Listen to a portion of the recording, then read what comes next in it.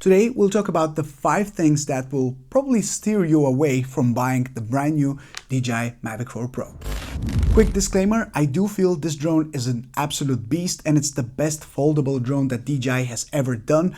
If you still don't know what the Mavic 4 Pro is capable of, watch my full review video, watch my cinematic 4K video with the Mavic 4 Pro and watch my vlog with the first week of me spending time with this drone and learning everything there is to know about it. However, there are a couple of things that I noticed on this drone that are just not ideal that I want to emphasize on a little bit in today's video so you can be as informed as possible before making your decision whether you should buy one or not. So let's start first with the number one thing that is not ideal about this drone, and that is pricing and availability. As we all know, the drone has not been publicly released in the US, which is the number one market for drones like these, which is a huge bummer because this is the best foldable drone that they've ever made, and now so many people cannot get their hands on it and they're discouraged by the lack of information and the lack of availability in the US.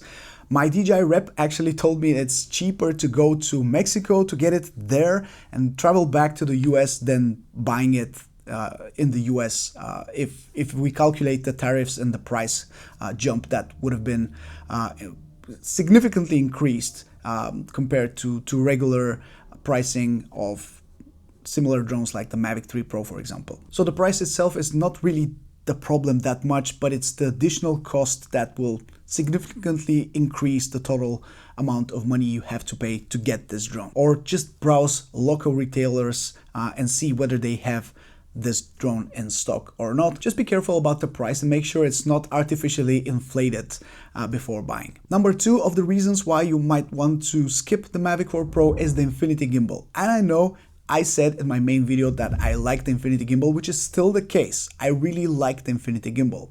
However, if you're thinking that you're missing out because your current drone doesn't have Infinity Gimbal rotation and you don't have the chance to do those rotations and trippy shots yourself, I just want to tell you that you're not missing out on that much, because this whole movement will get old very quickly, as nowadays everyone is going to do it, myself included. I'm guilty as well. I had this movement in my release video. Just keep in mind, it's something that will get very old very quickly.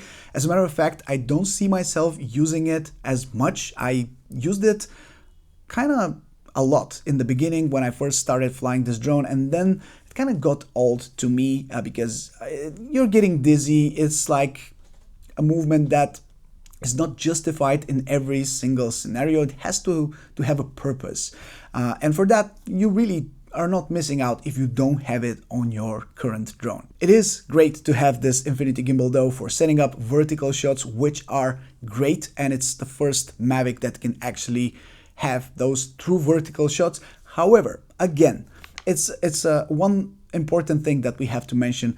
The vertical rotation is kind of limited, especially if you're using the telecameras.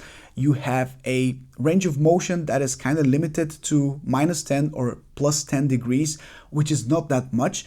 So if you are looking to have a drone that can do it all and shoot horizontal and vertical video, you still have a few limitations. So keep that in mind. It's not all sunshine and rainbows. I personally don't shoot vertical content, so this doesn't really affect me that much, but keep in mind those limitations could be something that might steer you away from the Mavic 4 Pro, especially if you rely a lot on vertical video. Talking about the cameras, the medium telephoto and the telephoto camera of the Mavic 4 Pro have been significantly improved. However, in some scenarios, for some reason, I'm not really sure why, because it has been happening in all sorts of different conditions, I noticed some of the footage has been a little bit mushy and soft, whereas in other scenarios the footage has been crystal clear and super sharp and just crispy and really nice.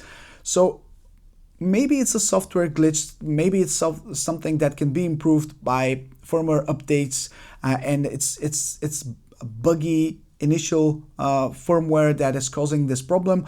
But just keep in mind, in some scenarios, the cameras are not really that sharp, and there are a few little artifacts that you can see here and there. nothing major, but it happens from time to time.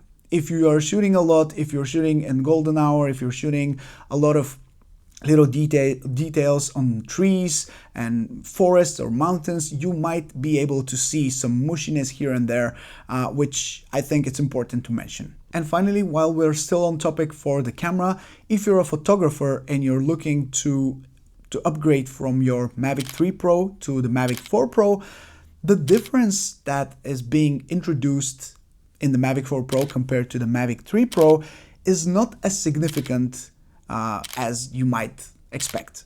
Unfortunately, for photography, the drone doesn't really have that huge wow factor in terms of upgrades. Yes, it has a 25 megapixel photo instead of the 20 megapixel photo of the Mavic 3 Pro, which is upscaled to 100 megapixels on the Mavic 4 Pro, but it doesn't really have that huge boost in sharpness, or just the quality is not really that much higher, if I have to be completely honest.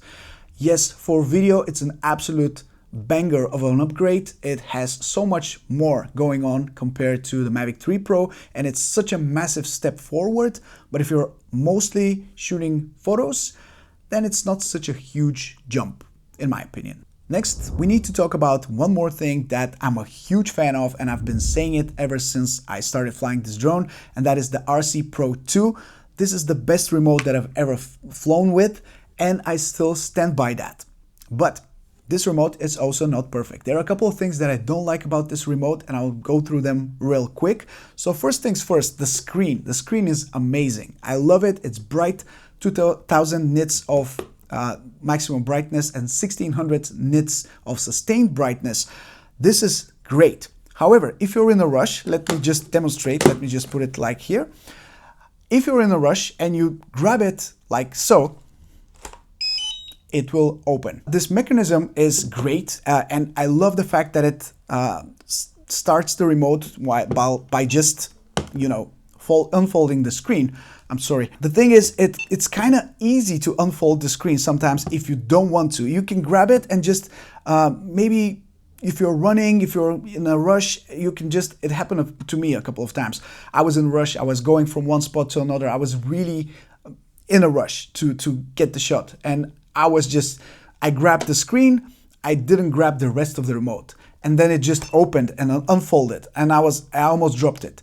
So it's a little bit easier to maybe to introduce a couple of problems here and there because of the screen. So you need to be careful with that. And talking about the screen, since the screen is so open and vulnerable, if you don't have a screen protector, which I don't, I think this will get scratched very, very easily. So I'm super careful not to scratch it, because it's a great screen and I don't want to have it damaged in any way.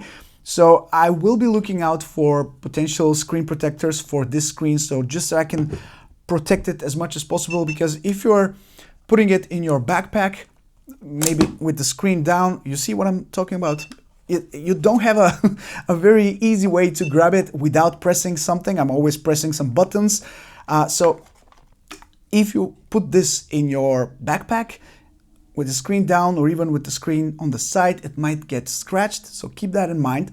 And the last thing about the remote, which is not ideal, which also made me almost lose it one time, are the antennas, because the way they are unfolded when it's ready to be used, that's the way the remote sits on the ground. So when you put it like this, it sits on the antennas. So depending on the surface you put it on, it might get damaged. So I personally put it on some rocks that obviously are not very straight, and it was sitting like this on one side, and it was super easy for the wind to just blow it away and to get it damaged, or to just completely lose it if it drops from the rocks. You know, it's a little bit unstable in some scenarios, and obviously you don't want to damage the antennas either. In general, for the RC Pro 2, you have to be careful. That is the number one thing. You have to be extremely careful not to damage it, not to grab it the wrong way, not to put it on the ground the wrong way.